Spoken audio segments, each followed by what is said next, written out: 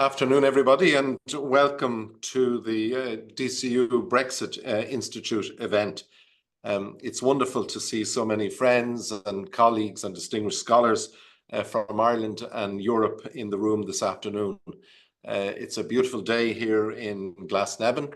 My only regret is that you're not here with us on campus, but I look forward to the affordances that this technology brings to welcome colleagues and friends from all over. I'm particularly pleased on your behalf to welcome our keynote speaker to today's event, Romano Prodi. Signor Prodi is a household name in Europe and served as Prime Minister of Italy on 2 occasions, and then served as President of the European Commission from 1999 to 2004. And it was during his tenure as President of the European Commission that we oversaw the accession of 10 new member states, and we have recently celebrated that anniversary. It's a great honour to have you with us this afternoon, Signor Prodi. We look forward to hearing your thoughts and insights as we explore the very broad theme of today's event, which is the European Union event and the European Parliament elections between enlargement and reforms. This week marks 8 years since our friends in the United Kingdom voted to leave the European Union. The DCU Brexit Institute was established in that context in June 2017. And the Institute has been one of the university flagships initiative in that period, spearheading our research and policy work on Brexit and European affairs. And we've successfully led a number of important Europe-wide research projects, of which we are extremely proud. We see ourselves as a European university, not just in terms of our location, but in terms of our values, our character, and our ambition. At the same time, as being DCU's hub for the study of EU law and policy, the Institute has also spearheaded debates on critical questions affecting the future of Europe as a whole. And the excellence of the work done by our distinguished colleague Federico Fabbrini and his colleagues make a very significant contribution to our vision, as I say, for DCU to be recognised as a leading innovative European university. Here in Ireland and across Europe, we're still feeling the impact of the United Kingdom's decision to leave the European Union. But Brexit is Brexit, but it's no longer the only show in town. And in some ways, the debate has moved on. And in the 8 years since Brexit, we've also seen the rise of numerous other crises and challenges related to migration, the rule of law in certain countries, the rise of the far right, and of course, Russia's illegal invasion of Ukraine and crisis in Palestine and beyond. I'm also sure that these are topics that will be touched upon during today's discussion. In that context, I warmly welcome the launch of this new institute, the Dublin European Law Institute, or DELI for short. DELI will act as DCU's main hub for research and scientific collaboration in the field of European EU law and policy. And DELI will bring together a team of more than 20 international scholars from half a dozen EU member states and beyond. It will be led by Federico, and they will work on a range of issues in EU and international affairs. DELI will build on the success of the Brexit Institute, and it will be home to a growing number of externally funded research projects. The Institute will produce cutting-edge scholarship and organise high-level events like this one. And the aim is to provide evidence-based outputs that will inform policymakers, business, and wider society. So I'd like again, on your behalf, to wish Federico and the colleagues in the Institute every success. So in conclusion, I'd like to reiterate that warm welcome that Céad Míle Fáilte Roibh to this DCU event. I look forward to today's discussion, and I'll hand you over now, please, to the moderator. So thank you. Hi, thanks, Daire.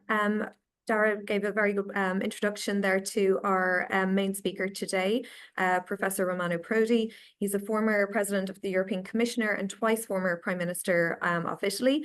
Our two other panelists today are Dr. Gëzim Visoka, who is an associate professor of international relations at DCU and an expert on enlargement. Also Fabio, Dr. Massimo Fabio, who is a partner at KPMG and an expert on EU economic and trade policy. First of all, we'll kick off with our keynote speaker, Professor Prodi. Given his experience, as Daire mentioned, in terms of the expansion of the EU and also reforms both within the EU and also economic reforms in Italy, this certainly is incredibly relevant, and his experience is incredibly welcome on this topic. So Professor Prodi, I will hand over to you. Thank you for the invitation. I'm happy to do it. And first of all, I know that many of you are in Dublin, and I have to start at the happiest day of my years of commission, when the 1st of May of 2004 in Dublin, we had the enlargement.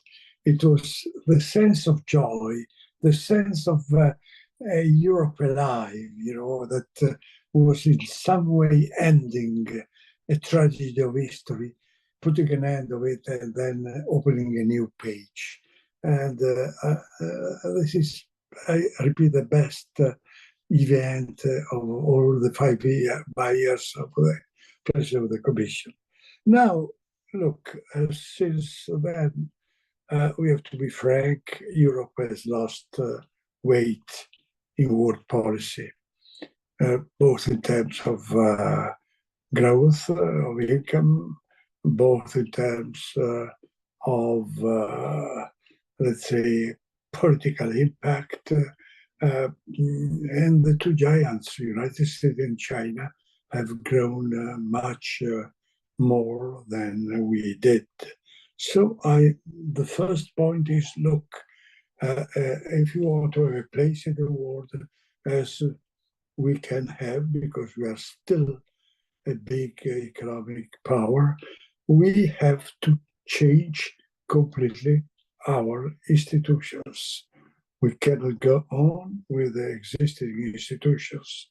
Let's say, because since I was ending my mandate, there has been a continuous theoretical and practical shift of power from the Commission, that is the supranational body of European Union, to the Council that represent the member states of the Union.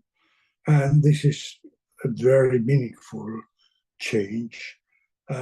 But even more, and this is, I repeat, even more important, this was accompanied by the veto right on the most important decision that the Council must take. And the two, let's say, these two things together, they paralyze the most part of European decision.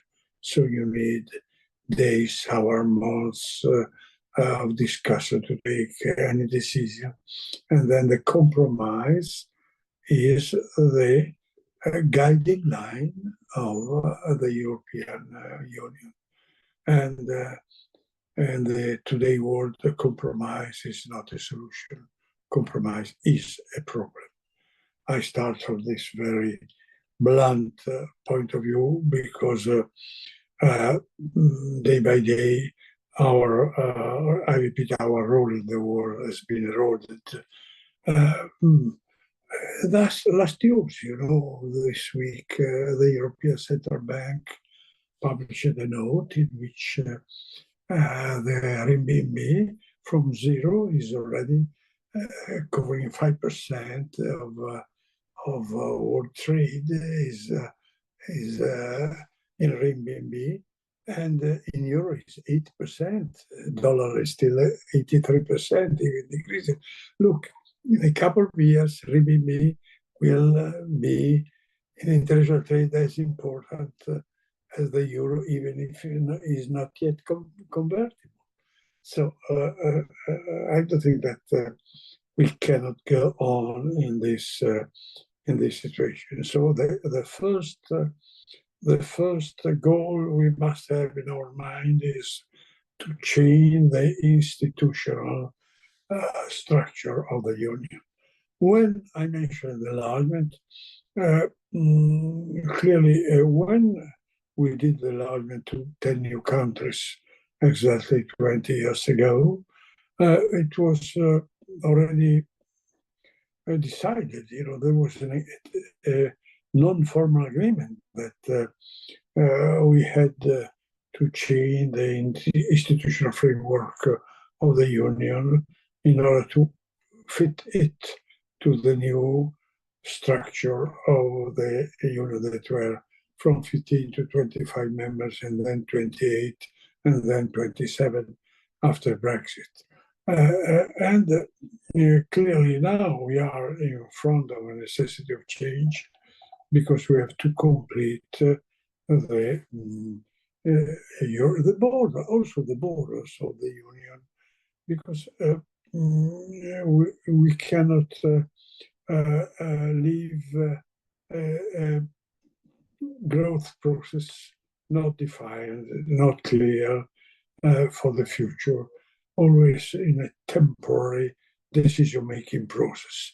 We have to decide for the future which are and which will be the borders of Europe.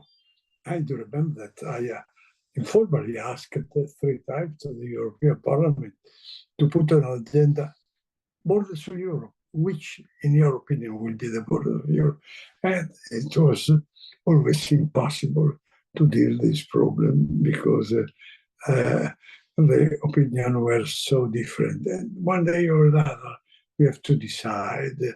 And in my opinion, I was asked to talk about my opinion about the enlargement. I do think that the former Yugoslavian Republic and Albania must be very soon members of the European Union, very, very soon, because they don't bring any big economic problems, and we cannot wait that Serbia changes his role and will make agreement with Russia, or this is a problem that we must tackle immediately.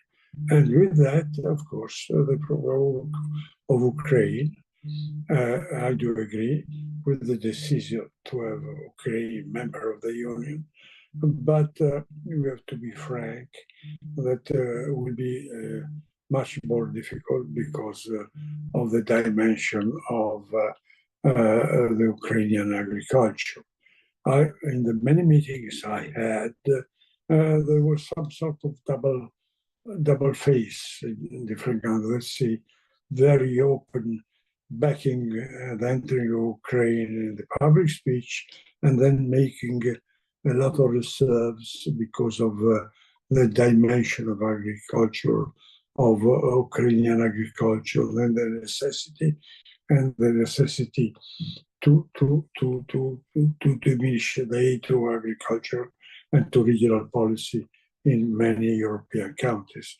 We have to be clear that to have the resource, to collect the resource necessary for enlargement to Ukraine, and of course, the process cannot start before the end of the war, but be ready to start the process with clear background and clear ideas when the war will end.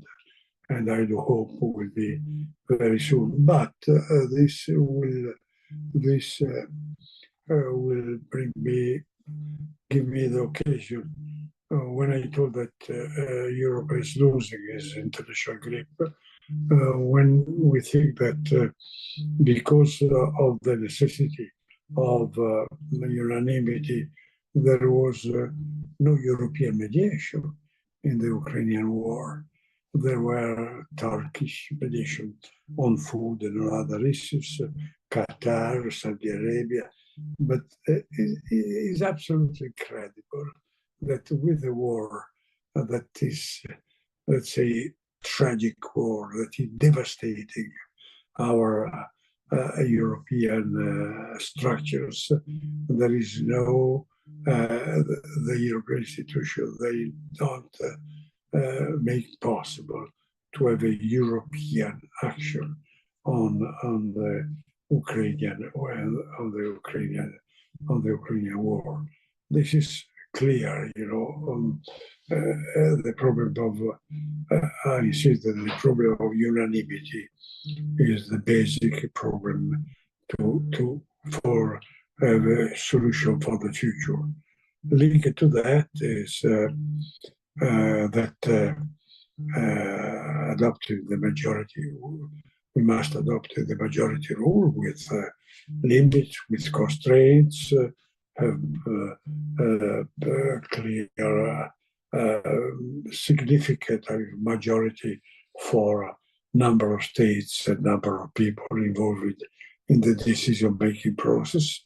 But we have to remember that one of the most important decisions of the recent Europe was the euro, and the euro was not taken at unanimity. The members of the euro were 12 countries. Now we are 20, and the rule is must be a rule to take decision with an enforced majority, but taking the doors open to any other country that will be willing to participate, as it was clear with the euro. In order to have a role in the world, which are the most urgent decision to take? Clearly, we cannot have Europe is a strong economic power. We are still second in industrial production in the world, first in international trade, but we have no role in military or foreign policy, international policy. And these are the two fields that we have in which we have to have decision-making powers in the next future. Not easy. Also because we had a strong political change after the Ukrainian war. Let's say everybody knows that the military expenditure were very limited during the past two generations, and even more, they were limited in Germany. And after the start of the Ukrainian war, Germany decided to have a very significant defense budget that is much more than the double the French one. And so, Europe that in the leading structure was guided by, let's say, a joint action between the German economic leadership and the French political leadership because of the veto right in the United Nations and because of the owning of the nuclear armaments. Clearly, this balanced leadership in the future is with this deep change in the military expenditure will change, and we must have an agreement and a new agreement. And now the new foreign military policy is in the hands of the French government, because if it will be very difficult to have the decision power in French hands and the balance and the costs of the military and foreign policy building in the French hands. You cannot have this strange situation in which one country has the highest burden of payment and not the leadership in the decision-making process. So we have to arrange this deeper problem, deep challenge. Otherwise, it will be difficult to have a role in the war. And I am afraid I've spent all my 15 minutes, and so I am obedient generally, and so I stop speaking, and I hope to have time to answer if there will be questions on the points I raised during my short speech. Thank you so much. Thank you so much, Professor Prodi. Just also to let everybody know that we will take some questions at the end of the panel speakers. And so if people want to, we will answer all the questions at the end of the speakers. But if you want to put your questions into the chat or at the end of the panel, you can put your hand up and you can ask it on camera. I think we can move now to our next panelist, Dr. Massimo Fabio, who's a partner at KPMG and an expert on EU economic and trade policy.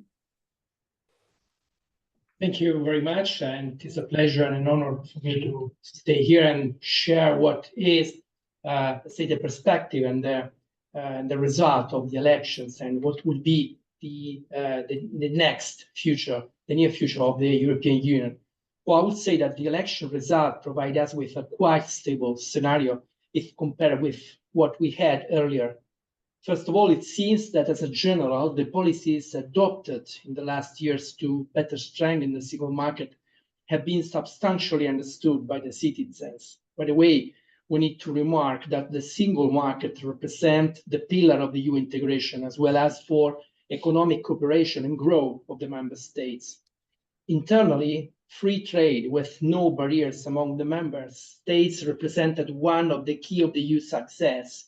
And since the adoptions of the free trade area first and the customs union since 1993, without any formalities and any duties between the founding countries. However, we need to say that the constant evolution of the single market is sometimes frustrating by an excessive regulatory burden. As a matter of fact, the regulatory complexities intensify the challenge where member states add additional requirements to EU directives beyond what is actually stipulated. This is something which is related to different rules, local rules, which oblige enterprises, business to react differently depending by what is the member state in which they decide to deliver their products or to establish their commercial relations. Well, this practice, so to add local requirements in each member state, not only increase the regulatory burden on business, especially on small, medium enterprise, but also represent a mismatch with the single market objectives, creating an uneven playing fields across member states. As an example, let me recall some labeling formalities requested by national provisions, which sometimes are not completely in line with EU standards and represent de facto non-tariff barrier even within the member states. This happens, for example, around the area of origin with the made-in statement on goods, or in the food sector with different local requirements conceived for consumer awareness, which penalize with constraint the opportunities given by laying in a single market. Well, in order to overtake such a threat, European Union policies must be crafted to be effective, to be, let's say, tailored for the need of the environment and the citizens, which are applying the level playing field. That means that the effective policies should eliminate barriers to the free movements of goods, services, workers, and capital. As a matter of fact, a complete homogeneous approach in regulate the four freedoms would not impair the benefits of the single market, still generating growth and development. Looking vice versa, trade with third countries, EU has always supported the export of its products, guaranteeing the European commercial community the possibility of gaining significant advantages from bilateral agreements for a greater competitiveness in foreign markets. By the way, EU products in different sectors are very well appreciated by foreign consumers. With this perspective, preferential agreements are the cornerstones of the commercial integration with non-EU countries to eliminate non-tariff barriers and ease the cross-border formalities.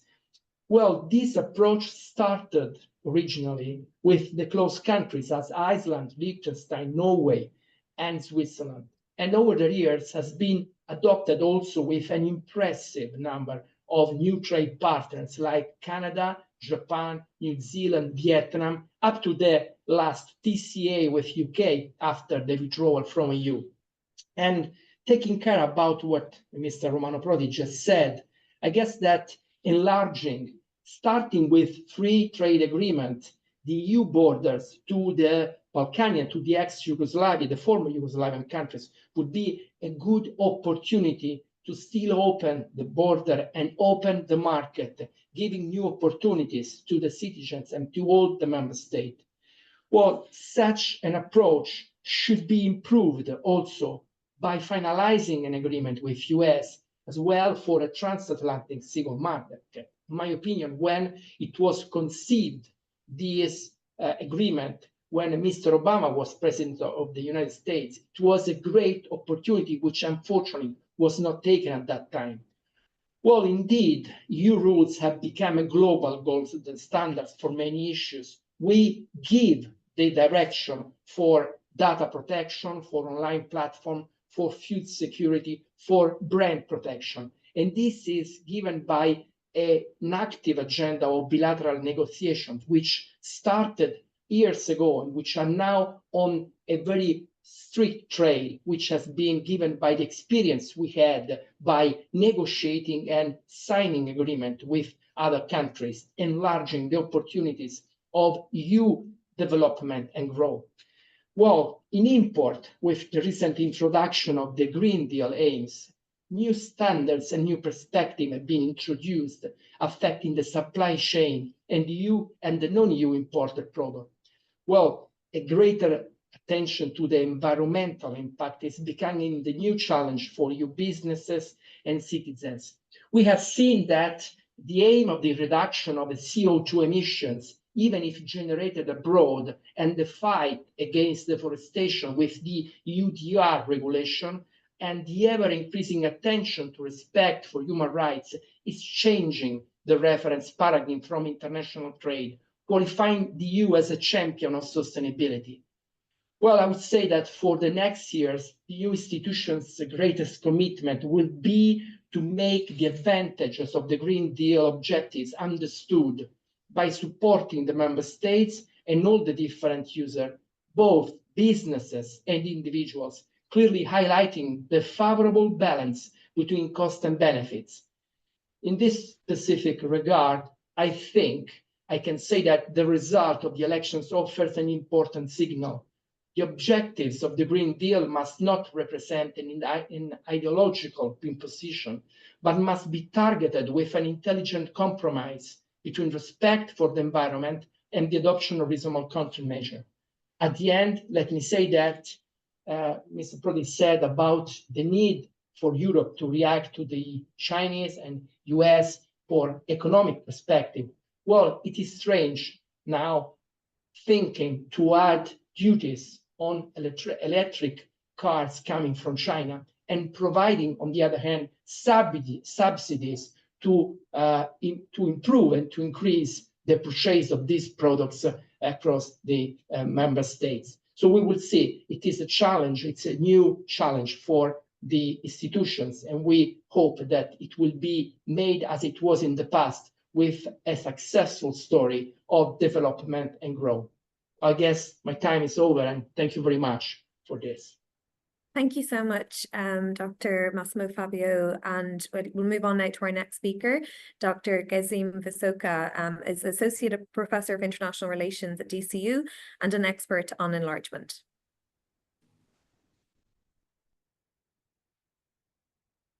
Great. Thank you. Thanks, Jennifer, and great to be part of this panel. So in my brief presentation, I'd like to focus on the implications of the new European Parliament elections for the enlargement of the EU, mostly in the Western Balkans, but also in relation to Ukraine and Moldova. So first, let me start by pointing out that despite fears of EU sort of public turning rightwards, the majority of seats in the European Parliament have been retained by the central right and SND, so APP and SND. These are the two major groups who have a pro-enlargement stance, along with Renew Europe. So in a sense, the majority of political groups in the new European Parliament have a pro-enlargement sort of stance, mostly of the Western Balkans and Ukraine, but not Turkey. So that sort of said, the rise of the far-right parties in Germany and France are likely to influence the direction of the EU's enlargement policy. However, my point here is that the EU enlargement policy has been unstable, as Mr. Prodi mentioned, and is likely to be so in the next 5 years. And I'll provide a number of arguments why I think that's the case. We're unlikely to see new members admitted as full members, but more like associate members or second-order members, where they would have a limited access within EU markets and decision-making, but without the benefits and privileges that full membership provides. And this is precisely because in the last 20 years, the logic of enlargement was not driven by predictable criteria, but it was very much driven by crisis and failures, very much geopolitical considerations over normative or other sort of clear rules. And this has led then to sort of, uncredible performance of EU in the Western Balkans mostly, where the accession perspective was granted almost 20 years now, but there was no sort of delivery, as only Croatia was the last country that joined the EU. And then the unexpected acceleration of Ukraine's and Moldova's entry into the sort of, enlargement package has certainly created this sort of resentment and feeling of ignorance and stagnation in Western Balkans, with such implications that we've seen a backsliding of democracy and reforms in Serbia, Bosnia, and also in North Macedonia. Certainly, North Macedonia feels betrayed by the European Union and the lack of internal consensus in keeping the promise. So learning from these sort of last 10, 15 years of Western Balkans enlargement sort of experience, and knowing how the EU has utilized it as a policy to sort of expand security rather than grant sort of equal status to these countries, we are not likely to see much change in the next 5 years.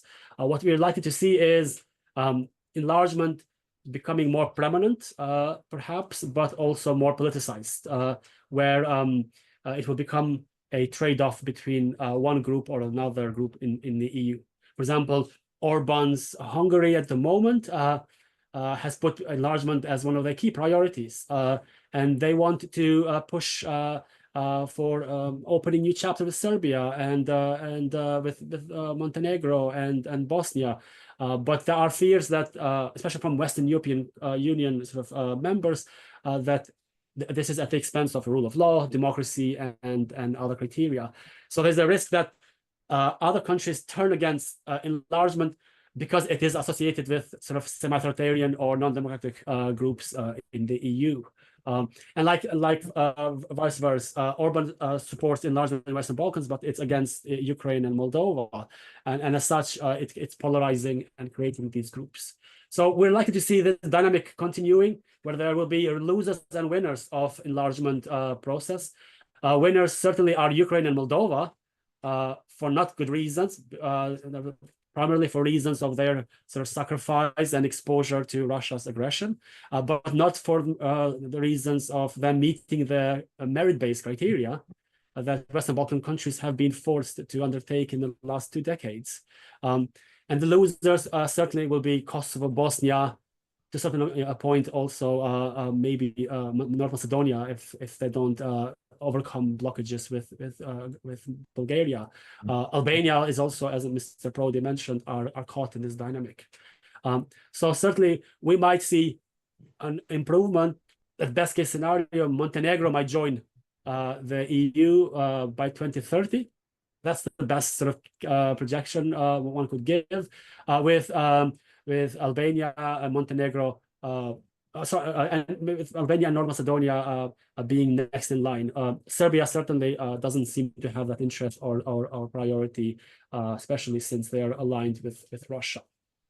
So a glimpse of hope remains the EU new leadership within the EU, who come from political groups and are those who still believe in well-prepared enlargement. Well-prepared enlargement is one of the key pillars of the new strategic agenda 24-29 of EU.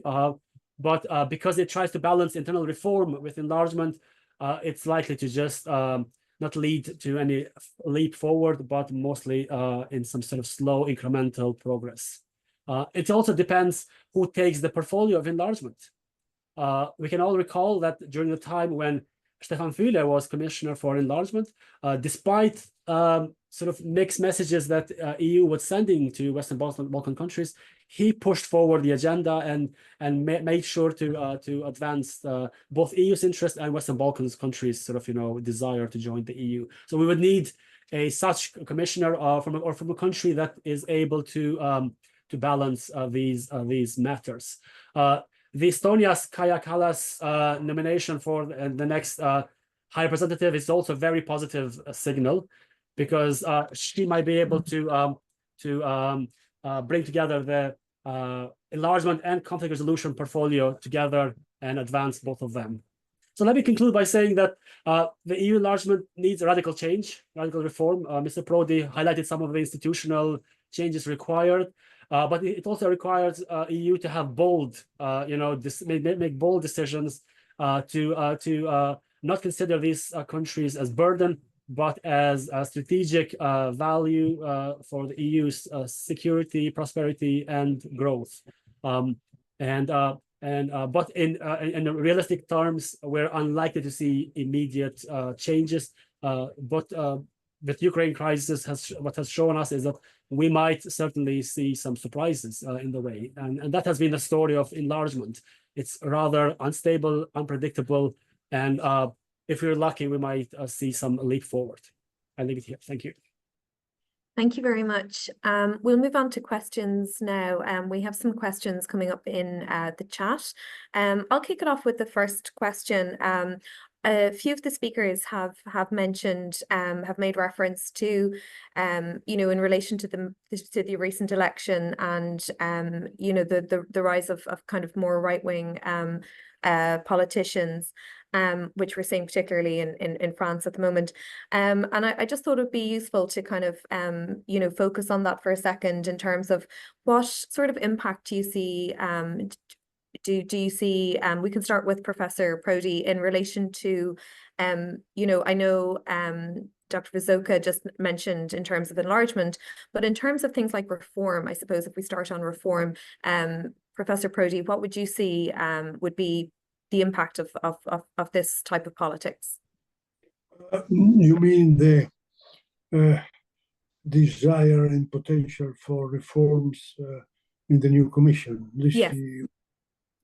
Look, it's not yet decided. It will be decided tonight will be the new commission. But the most probable path will be a continuity with the existing policy, but with more urgent needs. So we shall arrive soon to the point in which a decision, a jump will be absolutely necessary, because otherwise we are eroded day by day, and clearly will be intolerable for the European countries. When, difficult to tell you, because it will depend on the new team, but the changes are absolutely unavoidable, and we cannot postpone them. Will be a new, let's say, constitution. So no, will simply will be taken account of what is happening and do some progressive change in order to be obliged by the crisis to take decision. Thank you, Professor Prodi. And Dr. Fabio, I don't know if you would like to weigh in on this issue as well. Well, I think that change is needed because everything happened in our environment. I mean, in the European Union, starting from the economic European community at the beginning, evolved. So it is always an opportunity. Even these elections gave us the opportunity to change and to redirect for a better field what has been done up to now, and in the perspective to improve for the best, let's say, appreciation of the citizens and the generate new opportunities of being integrated also with other countries. Okay, thank you. We have some questions now in the chat. The first one from Martin Allen to Professor Prodi. When did the far right disappear in Europe for there to be a considered rise of the far right today? So I suppose, yeah, when did the far right disappear in Europe previously? Well, but far right, the results of the far right were not so great. The number of MPs of the main party did not change a lot. The populace gained votes. Socialists, they were losing a bit of them.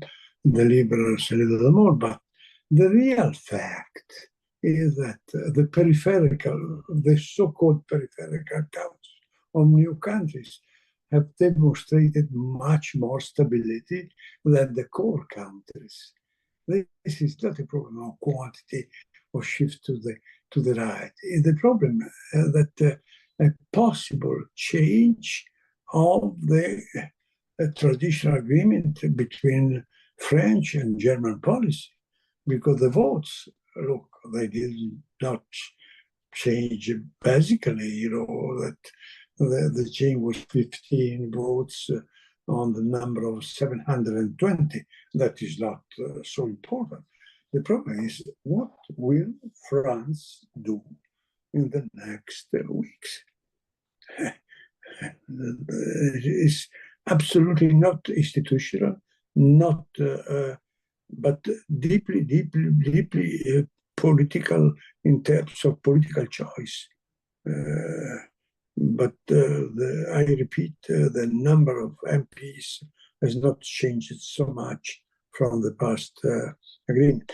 Maybe, look, to be safer, Mrs. von der Leyen, I don't know whether there is already some agreement with the Greens or not, because this will be decided in the next hours, and probably there will be some sort of security valve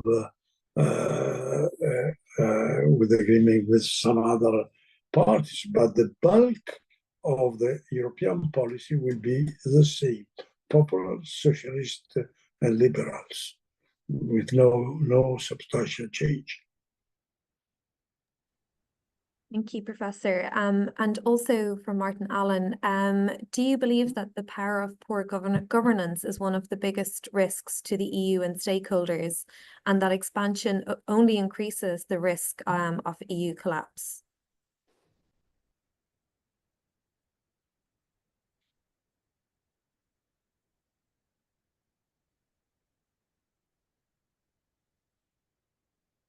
To me, the question. Oh, sorry, Professor. Yeah, that was for you. Can you repeat? That's okay. Sorry. So do you believe that the power of poor governance is one of the biggest risks to the EU and its stakeholders, and expansion? And do you think that expansion only increases the risk of EU collapse? On director, sorry, I don't understand. The voice is not clear, please. Oh no, it's okay. I think I think he's asking, is poor governance one of the biggest risks to the EU, and would expansion only increase that risk? The risk of what? I mean, I think of collapse, or if maybe just no.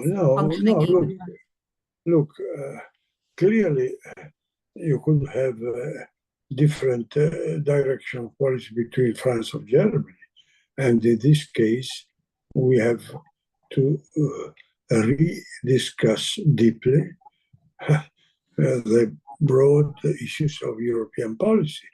But if you want to have a European government, you need an agreement between among the three big parties I mentioned before, and this will be absolutely the only way out. This is the only result of the elections. So I see that a possible continuity of tension between the Commission and the Council. This could be the case, but not let's say basic change in the top institution. Let's say the president of the Commission will be a popular, the president of the Parliament will be socialist and popular alternated, and a liberal leader of the Parliament. So we cannot move very much from that. Politically, it's difficult to tell you whether there will be tensions inside the councils between, let's say, the Germans, but the majority of the countries is still under popular rule. They run 12 or 13 European countries, and then if you sum up this and the socialists, you have a clear majority of the council. The problem is a more difficult leadership if there is this tension between Germany and France, but the majority absolutely will not change. Thank you, Professor. And we have another question from Niall Moore in this time. What are the most important lessons to take from the 2004 enlargement, in your opinion, that the EU could learn maybe from now, from the 2004 enlargement? Are there lessons that the Parliament is using? May I be very sincere? I was leading the Commission with 15 countries and 25 countries. There was no difference. Absolutely no difference in terms of working inside the Commission. But clearly, if you still have the veto right and you increase the number of countries, the mathematical probability of paralysis is much higher, But I repeat, in my Commission, there was always, we worked hours and hours and hours, but there was no basic difference in the number of countries. The difference was how to deal with the council.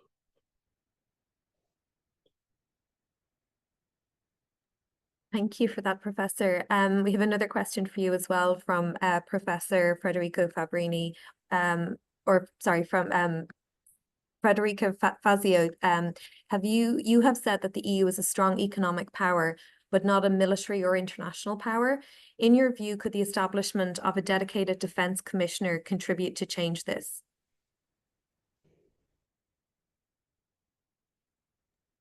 And that's for you, Professor. Sorry, can you repeat? Yep. You have said that the EU is a strong economic power, but that it's not a strong military or international power. Yes. Do you think that the establishment of a dedicated defence commissioner could help to change this? No, because it's a decision-making process that must be changed. So we had, in theory, we already have a commissioner for foreign policy. But when there is a veto inside take Ukrainian, I was talking about mediation, European mediation, and we had a very able commissioner on foreign policy, vice president, but if you have an Hungarian veto to take a decision, the fact to have a dedicated commissioner has no importance. We have to change the rules, not only people in charge. This is what I think. Hey, do we have any other questions? I think we can maybe move on to the next part of the event. Thank you very much, Professor, and to Dr. Visoka and Dr. Fabio. And we have an announcement of the Dublin European Law Institute. Thank you.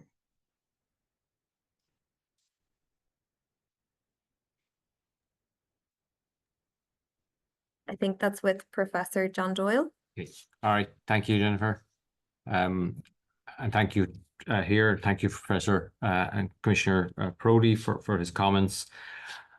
I was struck that just this week, we're obviously remembering the anniversary of the Brexit decision by the United Kingdom, but actually it was on the first anniversary that DCU, under the initiative of Federico Fabrini, our colleague, launched the DCU Brexit Institute. And I can't recall exactly the conversations, but I think we thought this maybe was a 2 or 3 year project. It would be short, sharp, focused, some issues, then there'd be a deal, and we'd move on to do other things. And 7 years on, obviously, Brexit remains with us, not just as a historic decision, but still the unraveling of what exactly it means for the European Union and the United Kingdom, and for Ireland as a near neighbour.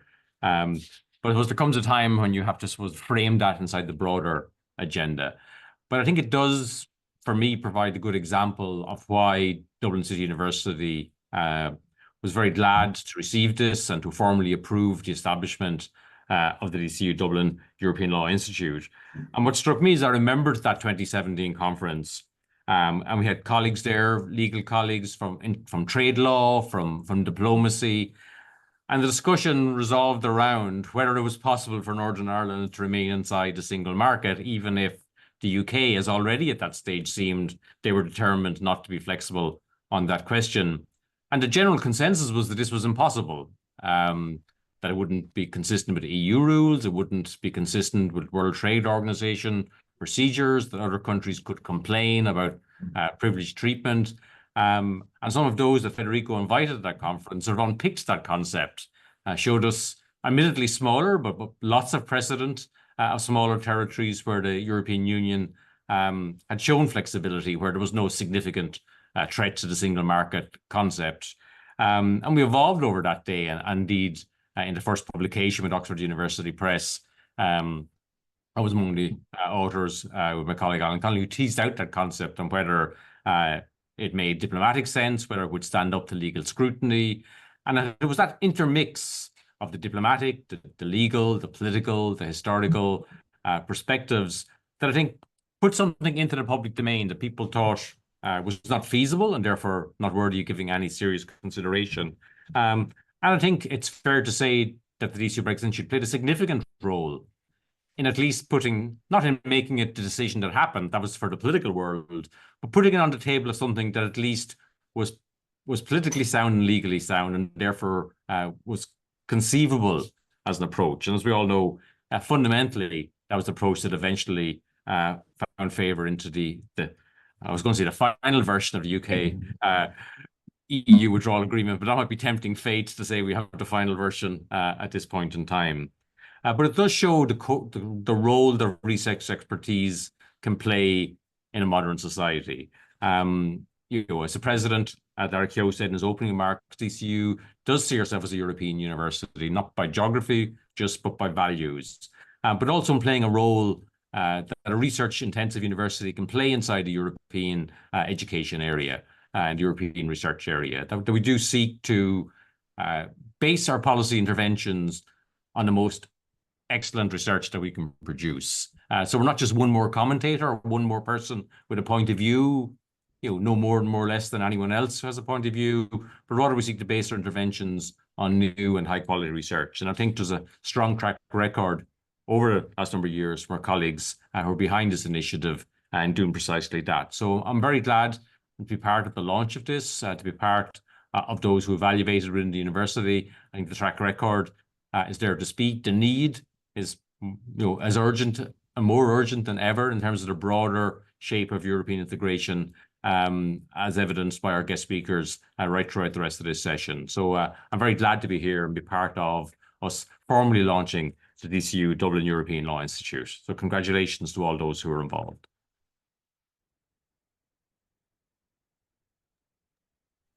Thanks very much. Do we have any other speakers Yes. on this? One more for me. Hi, Derek. Hello. Look, my name is Daire and I'm the Dean of the Faculty of Humanities and Social Sciences here at DCU. And I just want to welcome everybody to this session. And just to add to what John has just said there in terms of the conversation that we've just had around European issues, really very interesting and stimulating. It's a great honour for me to say a few words here at the launch of the Dublin European Law Institute, or DELI. As Dean of such a diverse faculty, it really is important to see such initiatives as DELI come to fruition. Bringing together over 20 scholars into a centre such as DELI means that there will be focus on research and indeed on the impact of that research. I'm particularly excited about the themes that the centre wants to explore. Law and technology, institutional affairs, economics, human rights and law. And I think those themes are real world issues and concerns, and the kind of impact that a centre such as DELI can have in creating the critical framework to discuss them is hugely significant. I want to thank my colleague and my friend Federico for his continued energy and his focus on the DCU mission to transform lives and societies. I know as director of DELI, he will give direction to the centre and indeed to the colleagues that he's brought together into the centre. So I just want to wish DELI well. And I know that it'll be a great joy for me to come together to sessions such as this on Zoom, but hopefully in the real world as well. So just to wish everyone well, and thank you.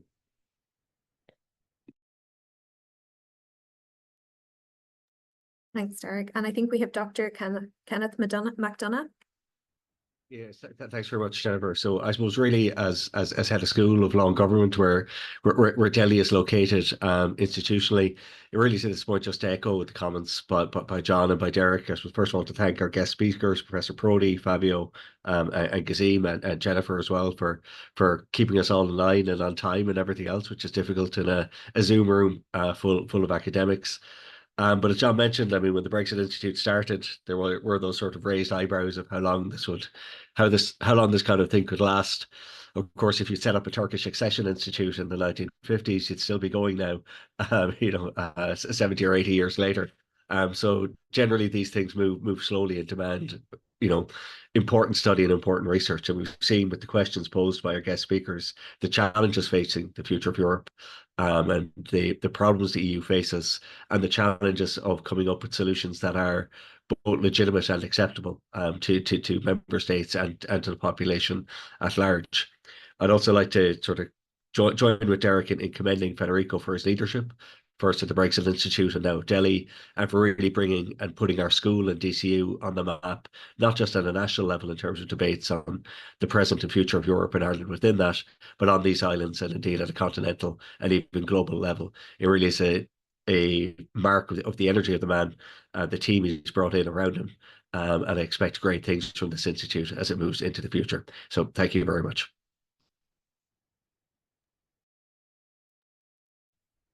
Thanks. And I think we're now back to Professor Federico Fabbrini.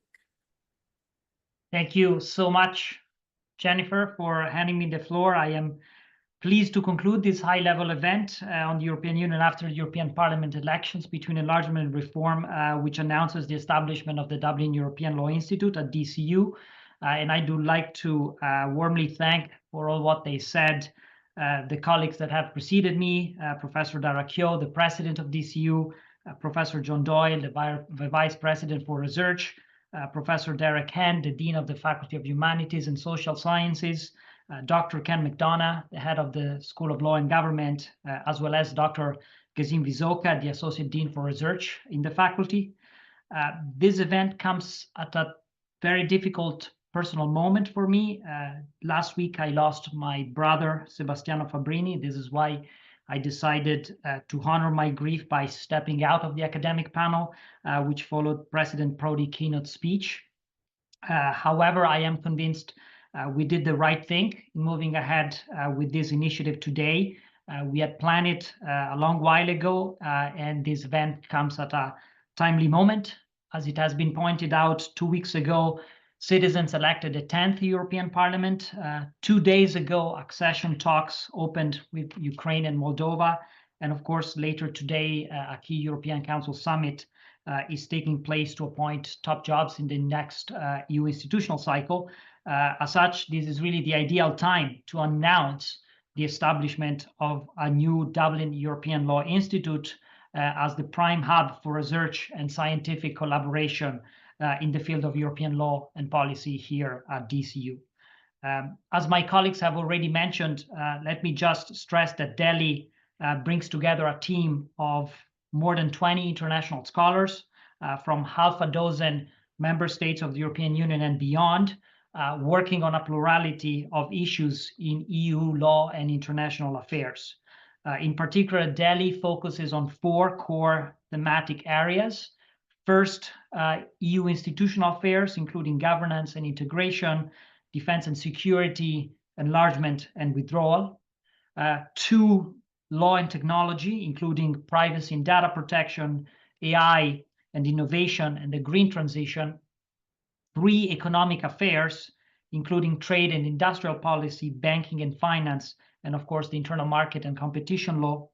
And 4, human rights and the rule of law, which includes also fundamental rights, non-discrimination, migration, and democratic backsliding.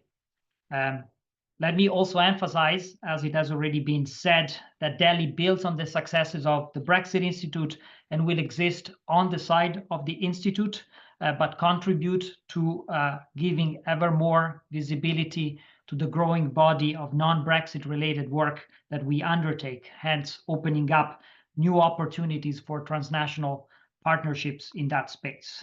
As many of you will know, those that follow the work of the Brexit Institute, in the past 5 years, we have increasingly pivoted our work beyond Brexit towards EU affairs more generally. The Institute houses a Jean Monnet Center of Excellence called Rebuild, which focuses on next generation EU.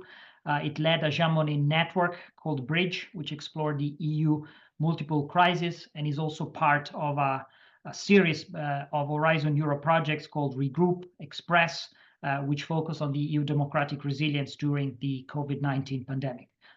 Furthermore, on a very positive note, let me also anticipate that we have just been awarded another major, really major EU grant, which we will officially disclose and announce in the coming weeks in partnership with our network.